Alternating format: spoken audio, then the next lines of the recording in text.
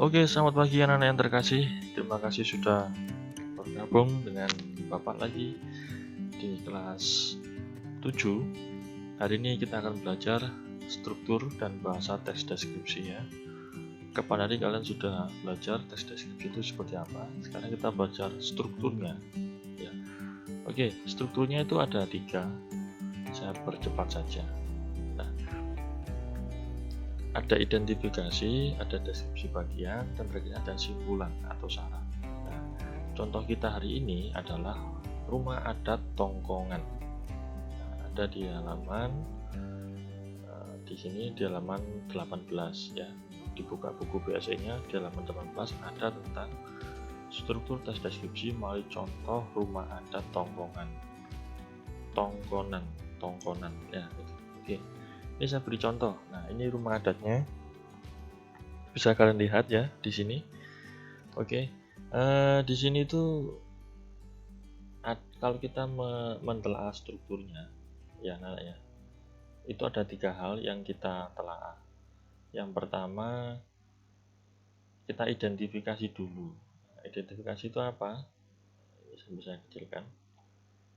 Identifikasi itu bisa pembukaan. Di dalam ini kita mendeskripsikan rumah adat ini, tujuannya supaya orang yang belum pernah melihat rumah adat ini seolah-olah pernah melihat. Yang pertama kita masuk ke identifikasi. Ini kurang besar ya, kita besarkan dulu. Oke, ini masuk ke identifikasi. Identifikasi ini di dalamnya, jadi nanti kalian membuat judul ya di sini, judul.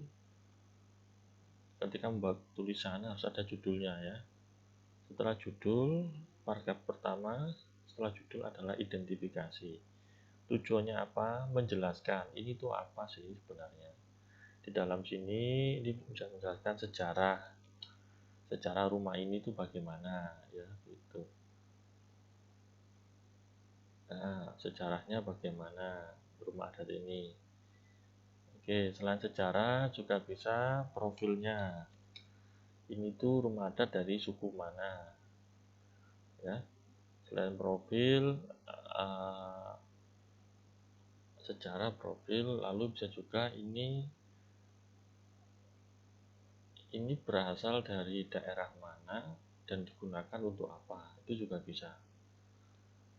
Atau identifikasi daerah ya, kegunaan juga bisa. Jadi ini pengenalan. Lalu ini juga termasuk berhubungan dengan waktu juga.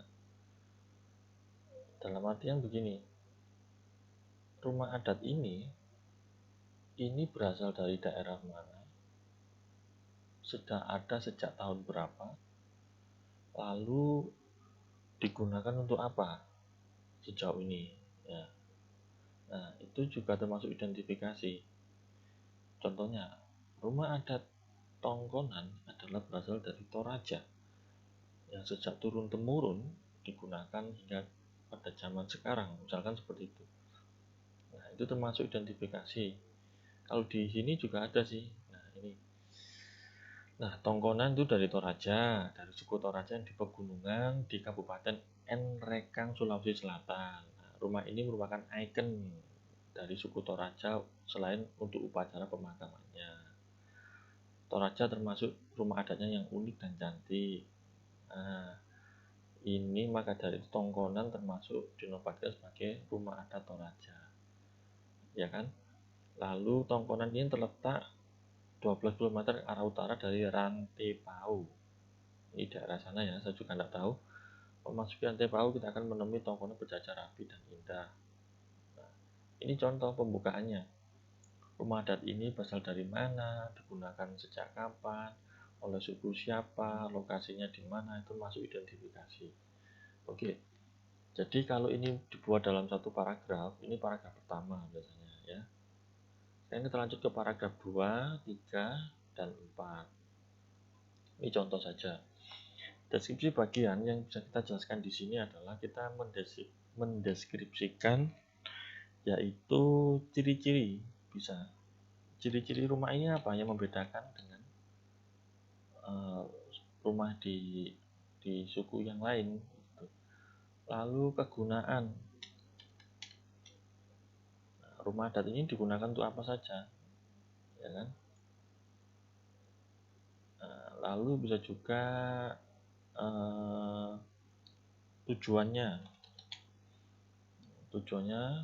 untuk apa? Kenapa sih kok rumah ini harus ada tidak menyentuh tanah langsung ya, harus seperti panggung, seperti rumah panggung gitu. Nah, kita coba di sini lihat. Nah, ini tongkonan ini terbuat dari kayu yang dihias dengan bagus. Ini ada deskripsi bagiannya ya, ciri-cirinya ya. Lalu ada ciri-ciri bermotif garis-garis lengkung yang harmonis. Rumah panggung ini, nah ini berjenis rumah panggung ya kan, terbuat dari kayu yang kokoh, bukan kayu sembarangan. Nah, ini tanpa vernis dan glitur, jadi ini pakai tanpa bahan pengawet ya, jadi cukup aman. Kayu rumah ini cukup awet hingga ratusan tahun. Loh ya kan, dijelaskan di sini ciri-cirinya. Yang menghiasi rumah ini adalah adanya tanduk kerbau. Kerbau itu perlambang kebangsawanan. Jadi kalau orang punya banyak kerbau, berarti dia orang yang cukup terpandang di wilayah Toraja itu. Lalu ciri-ciri lainnya adalah melengkung, atapnya melengkung seperti perahu, terdiri dari susunan bambu. Didekorasi dengan sejumlah tanduk kerbau di depan rumah adat. Di setiap bangunan terdapat deretan tanduk kerbau. Nah, ini kan ciri-cirinya ya, kegunaannya, terus tujuannya untuk apa. Tadi kegunaannya ya sebagai rumah adat juga ya, terus tujuannya juga ini sebagai simbol juga ya, simbol kebangsawanan. Semakin banyak tanduk kerbau yang terhias di depan ini, yang terdapat di rumah ini, berarti dia termasuk orang yang bangsawan atau orang yang terpandang. Itu bisa dijelaskan di deskripsi bagian. Lalu terakhir nanti ada kesimpulan. Kesimpulan ini bisa kesan. Kesannya apa? Kita bangga memiliki warisan ini, rumah adat budaya ini perlu kita jaga. Ini kesan-kesannya. Jadi di sini ini termasuk kesan. Saya tulis di sini kesan. Apa yang berkesan dari rumah adat ini? Ini bisa kalian tambahkan di kesimpulannya. Jadi kalau membuat suatu paragraf deskripsi, yang pasti harus ada identifikasi atau pembukaan, lalu ciri-cirinya, kegunaannya untuk apa, tujuannya juga bisa untuk apa. Terakhir adalah kesimpulan atau kesan kalian setelah melihat benda itu. Ya, ini kan benda juga ya, rumah benda, rumah adat. Itu seperti itu struktur dari paragraf deskripsi. Ada juga bisa dilihat di halaman ini, halaman 20. Ini ada penjelasannya juga, identifikasi itu apa, dan lokasi, secara lahir, makna, lalu deskripsi bagian itu apa. Ini ada juga. Jadi itu ya anak-anak yang bisa kita pelajari pada pertemuan ini, struktur teks deskripsi ya, begitu.